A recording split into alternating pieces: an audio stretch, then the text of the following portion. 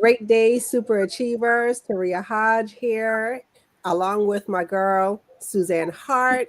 And we're back with another short but very impactful conversation for you as we prepare to kick off our Unleash the Power of Your Story 5-day challenge that's coming up starting April 3rd at 12 p.m. Eastern Standard Time. So, Suzanne, let me ask you, have you ever been to an event or have you ever been online and you saw someone take the stage and they took the stage with their PowerPoint, but they seemed to got lost behind the PowerPoint? Like the PowerPoint became the star of the show and you was just totally bored and you zoned out on the speaker. So let me ask you, what's the number one thing that our super achievers out there could do to avoid death by PowerPoint? Well, first of all, I can't tell you how many times that has happened, and not so much in the entrepreneurial world, although yes, but in other presentations I've gone to where someone has read their PowerPoint, and all I keep thinking was I could read that at home. And they're not even focused or connected to the audience. They're just focused on the content that's on their PowerPoint. And I think it goes back to our belief that content is king. And content is, in my mind, queen. Context is king. And what I mean by that is that the environment and the connection you create with the audience is way more important for engagement than the content you actually deliver.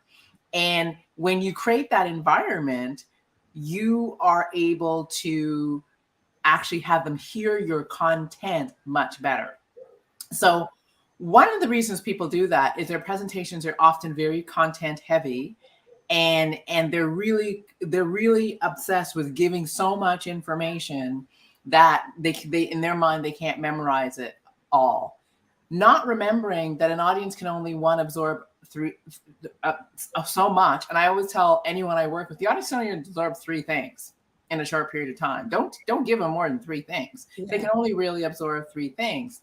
But this is the other part is I think I'm always amazed how when we go to present, somehow we step into this place of I don't know enough, therefore I have to put it all in my PowerPoint, and I don't know enough, therefore I have to memorize all this stuff and get so nervous about how much I have to know to take the stage.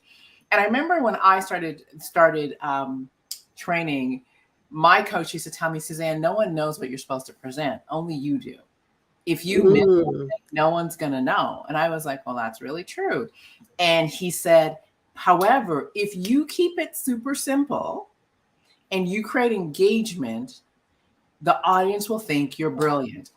And what he meant by that is when I focus on 3 key points, I tell a great story that creates the context for those 3 points to land.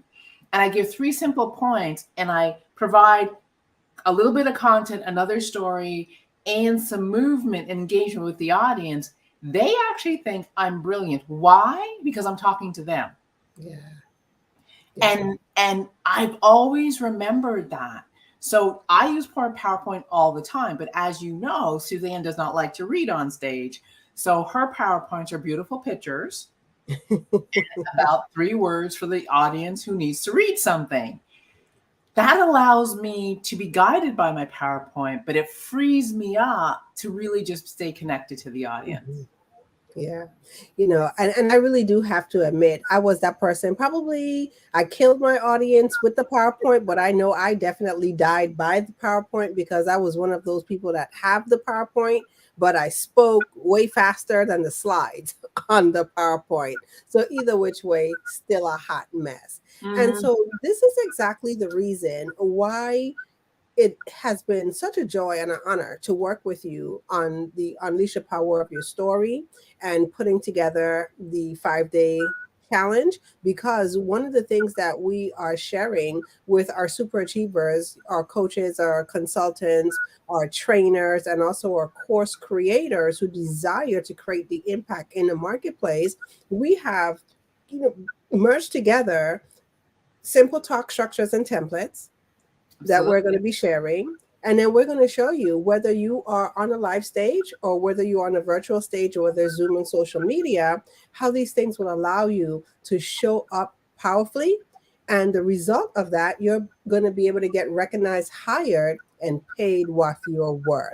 And so, for any of our super achievers out there, if this sounds like you and that's the desire that you have for your business, you definitely want to go ahead and take advantage of the opportunity to join us over the course of 5 days, beginning April 3rd through April 7th. Once again, you could go ahead and reserve your seat by going to www.utpchallenge.com, reserve your spot, and it's going to be a blast. So, Suzanne, I'm just going to let you put a bow on this very short video and just once again tell our super achievers what are some of the things that they're going to be able to walk away with when they join us on the challenge. Well, I think in keeping with this real point here, Turiya, they're going to walk away with an ability and an understanding that no one wants perfection on stage, and no one actually wants a lot of content.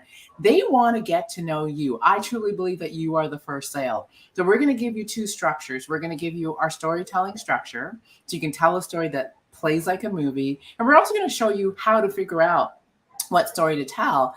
We're going to talk about the talk structure, which is paint by number system for what you do when you open your camera or step on stage.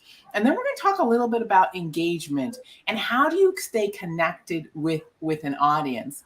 Now, Turiya, I want to just leave this with everyone that's listening. One of my last talks that I did, the person who actually came to worked with me said, "Oh my gosh, when I saw you on stage, you didn't even look at your PowerPoint. You were just clicking and talking away." And I kept wondering, how does she know what's on those slides?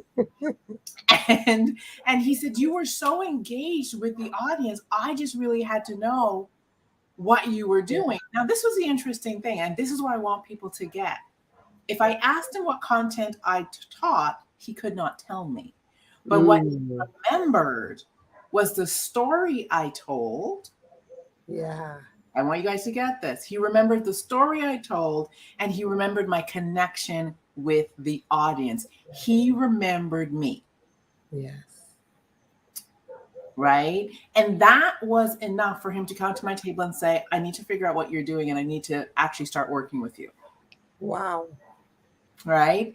So we're here to tell you that context is king, content may be queen. And yes, you got to have great content, but your content won't land if you don't create the context for it to land. So don't kill people with your PowerPoint. We want you to show up powerfully on stage with a story that tells people who you are and why your business exists.